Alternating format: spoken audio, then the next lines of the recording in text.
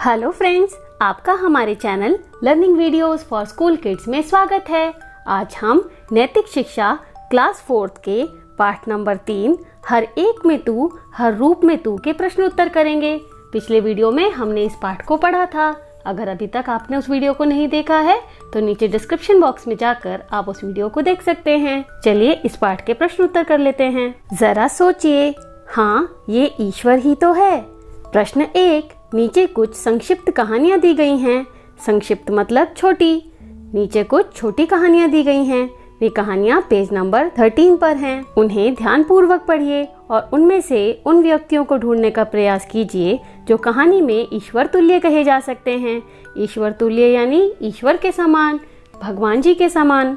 आप उनके किन गुणों और आचरण के कारण ऐसा मानेंगे?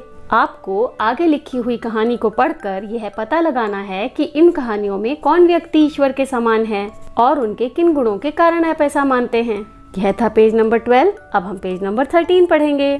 क, आकृति बगीचे में खेलते खेलते एक पत्थर से टकराकर गिर गई। उसके सिर से खून निकलने लगा। वह दर्द के कारण खड़ी भी नहीं हो पा रही थी। आकृति नाम की लड़की बगीचे यानी कि गार्डन में खेल रही थी और वह खेलते खेलते एक पत्थर से टकरा गई और गिर गई। उसके सिर से खून निकलने लगा।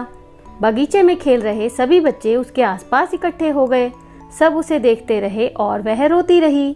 जैसा कि आप चित्र में देख पा रहे हैं, आकृति को चोट लगी है और सभी बच्चे उसके आसपास खड़े हैं। तभी एक बुजुर्ग व्यक्ति ने आकर उसे जमीन से उठाया और एक बेंच पर बिठाकर पीने के लिए पानी दिया। बुजुर्ग व्यक्ति यानी बूढ़े व्यक्ति। एक बूढ़े इंसान आए और उन्होंने आकृति को जमीन से उठाकर बेंच पर बिठा दिया और उसे पानी भी दिया। उन्होंने एक साफ कपड़े से उसके सिर पर लगी चोट को पोंछा और फिर उसे सहारा देकर उसके घर छोड़कर आए। बूढ़े व्यक्ति ने आकृति के सर पे लगी हुई चोट को पोंछा और फिर आकृति को घर तक छोड़कर आए। इस परिस्थिति में बुजुर्ग व्यक्ति ईश्वर तुल्य हैं क्योंकि उन्होंने समय पर आकृति की सहायता की। ईश्वर तुल्य यानी ईश्वर के समान। इस कहानी में जो बुजुर्ग व्यक्ति आकृति की सहायता करने के लिए आए थे वे ईश्वर के समान हैं, जैसे कि सहायता करने के लिए उन्हें ईश्वर ने ही भेजा हो। प्रश्न ख कर लेते हैं। अनवर अपने अब्बा के साथ मोटरसाइकिल पर जा रहा था। अनवर एक लड़के का नाम है और वह अपने अब्बा के साथ जा रहा था। अब्बा यानी उसके पापा। अनवर अपने पापा के साथ मोटरसाइकिल पर जा रहा था। उसके अब्बा जल्दीबाजी में लाल बत्ती पर नहीं रुके। जब वह रोड पर जा रहे थे तो रेड लाइट हो गई। अनवर के पापा जल्दी में थे इसलिए वे रेड लाइट पर नहीं रुके। दूसरी तरफ से आ रही गाड़ी उनकी मोटरसाइकिल से आ टकराई। क्योंकि रेड लाइट हो गई थी इसलिए दूसरी तरफ की गाड़ियां आने लगी और दूसरी तरफ की गाड़ी से उनकी मोटरसाइकिल टकरा गई। टक्कर इतनी जोर की थी कि अनवर और उसके अब्बा सड़क पर गिर गए और उन्हें बहुत चोटें आईं। जैसे ही टक्कर हुई तो अनवर और उसके अब्बा सड़क पर गिर गए और उन्हें चोट लग गई। सड़क पर उनके आसपास बहुत भीड़ इकट्ठी हो गई। लोग उन्हें देखते रहे और आपस में एक दूसरे को उनकी मदद करने के लिए कहते रहे। इनको चोट लगा देखकर लोग सड़क पर रुक गए, पर कोई भी मदद नहीं कर रहा था। सब आपस में मदद करने के लिए कहते रहे। तभी वहाँ एक गाड़ी आकर रुकी। उसमें बैठे एक व्यक्ति ने उन्हें अपनी गाड़ी से अस्पताल पहुँचाया। अस्पताल यानी हॉस्पिटल। वह अस्पताल में कई घंटे तक बैठा रहा और डॉक्टरों के कहे अनुसार दवाइयाँ और अन्य वस्तुएं लाकर डॉक्टर को देता रहा। अनवर की अम्मी को उसने फोन करके अस्पताल बुलाया और उनके आने के बाद ही वह अस्पताल से गया। उस गाड़ी वाले व्यक्ति ने अनवर और उसके अब्बा की पूरी मदद की। उन्हें हॉस्पिटल में एडमिट कराया, उनके लिए दवाइयाँ ला के दी और अनवर की अम्मी यानी अनवर की मम्मी को भी इन्फॉर्मेशन दी। और जब वह हॉस्पिटल आ गई तभी वह व्यक्ति हॉस्पिटल से गया। इस परिस्थिति में गाड़ी वाला व्यक्ति ईश्वर तुल्य है क्योंकि उन्होंने दया, सहनशीलता और सेवा भाव से अनवर और उसके अब्बा की मदद की। गाड़ी वाले व्यक्ति ने अनवर और उसके पिता की पूरी मदद की, उन्हें हॉस्पिटल पहुंचाया, उन्हें दवाइयाँ दी और अनवर की मम्मी को इन्फॉर्म किया। यह था पेज नंबर 13। अब हम पेज नंबर 14 करेंगे। प्रश्न 2, मैं भी ईश्वर हूँ। यह कहा जा सकता है कि हम सब में ईश्वर है। आपके विचार में ईश्वर तुल्य व्यक्ति में क्या गुण होने चाहिए? नीचे दी गई सूची में से उन गुणों को चुनिए जो ईश्वर तुल्य बनाते हैं। इस दुनिया की हर एक चीज में, हर एक जीव जंतु में और हम में, सब में ईश्वर हैं, यानी कि सब में भगवान जी हैं और हमारे अच्छे गुण हमें ईश्वर के समान बनाते हैं। सूची यानी लिस्ट। नीचे एक लिस्ट दी हुई है। इस लिस्ट में से हमें उन गुणों को चुनना है जो हमें ईश्वर तुल्य बनाते हैं। सबका आदर सम्मान करना, सही, हमें सबका आदर सम्मान करना चाहिए। सदा प्रसन्न रहना, प्रसन्न यानी खुश, हमें हमेशा खुश रहना चाहिए। बिना किसी भेदभाव के सबकी सहायता करना, सही, हमें सबकी सहायता करनी चाहिए और सहायता करने में हमें कोई भेदभाव नहीं करना चाहिए। सबसे लड़ना, नहीं, हमें सबसे लड़ाई नहीं करनी चाहिए।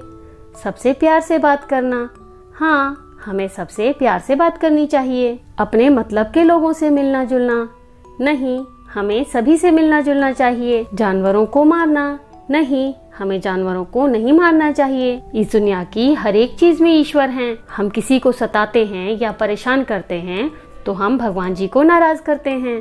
पेड़ पौधों को काटना या उगने नहीं देना, नहीं, हमें ऐसा नहीं करना चाहिए।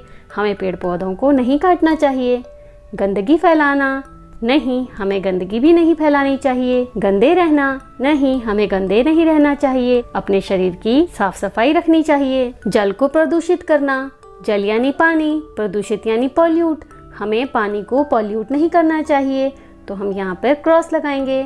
पर्यावरण को खराब करना, पर्यावरण यानी एनवायरनमेंट, हमें एनवायरनमेंट को खराब नहीं करना चाहिए।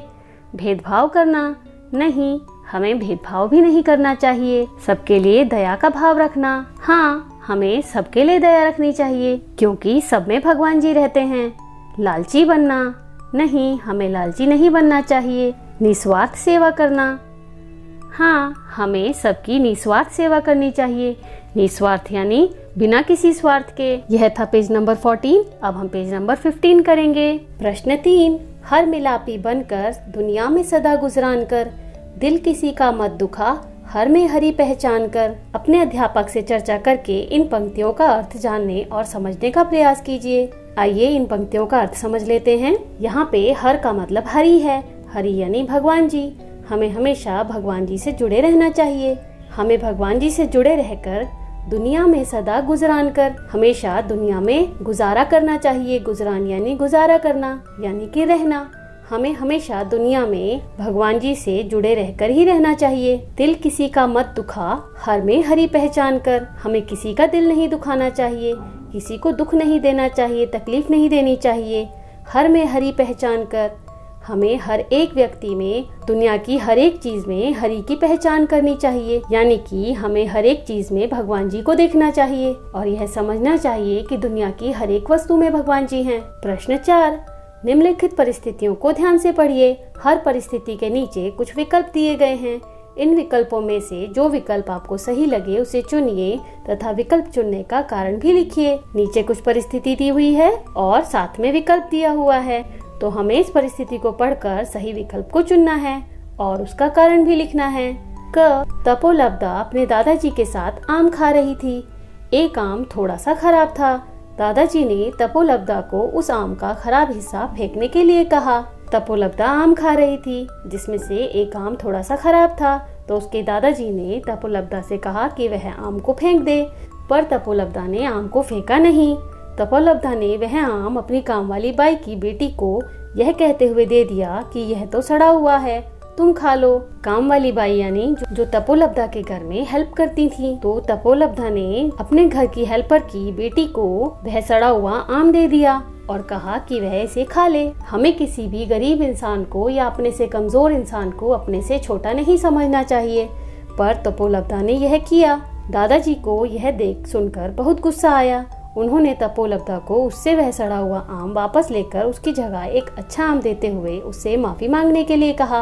दादाजी को यह समझ में आ गया था कि तपोलब्धा काम वाली बाई की बेटी को नीचा समझ रही है क्योंकि वह गरीब है। इसलिए दादाजी को बहुत गुस्सा आया और उन्होंने तपोलब्धा से सड़ा हुआ आम वापस लाकर उसकी जगह अच्छा आम देने के लिए कहा। इसमें ऑप्शन 2 सही लगता है। उन्होंने ऐसा इसलिए किया क्योंकि वे तपोलब्धा को सिखाना चाहते थे कि हर किसी में ईश्वर है, इसलिए हमें हर किसी का सम्मान करना चाहिए। इसका कारण क्या है? तपोलब्धा ने काम वाली बाई की बेटी को नीचा समझकर सड़ा हुआ आम खाने के लिए दिया, इसलिए दादाजी ने उसे माफी मांगने के लिए कहा। प्रश्न ख, नंदिनी की दादी उसे हमेशा पशु पक्षियों की रक्षा करने, उनको दाना पानी देने तथा उनकी सेवा करने के लिए कहती हैं। नंदिनी की दादी नंदिनी को पशु पक्षियों की रक्षा और उनकी सेवा करने के लिए कहती हैं। दाना पानी देना यानी उनको खाना देना। वे पेड़ पौधों में भी समय समय पर पानी देकर तथा खाद आदि डालकर उनकी खूब सेवा करती हैं। नंदिनी की दादी पेड़ पौधों की भी सेवा करती हैं। वे ऐसा इसलिए करती हैं क्योंकि इसके ऑप्शन पेज नंबर 16 पर लिखे हैं।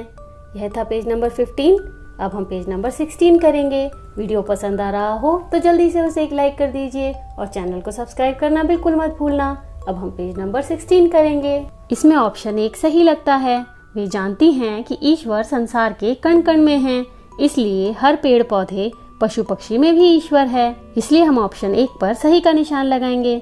इसका कारण क्या है? नंदिनी की दादी उसे सिखाना चाहती हैं कि ईश्वर इस दुनिया की हर एक चीज में है, इसलिए नंदिनी को हर चीज के लिए सेवा और दया की भावना रखनी चाहिए। इसी के साथ पार्ट 3 के प्रश्न उत्तर पूरे हो गए हैं। वीडियो पसंद आया हो तो जल्दी से एक लाइक कर दीजिए और चैनल को सब्सक्राइब करना बिल्कुल मत भूलना।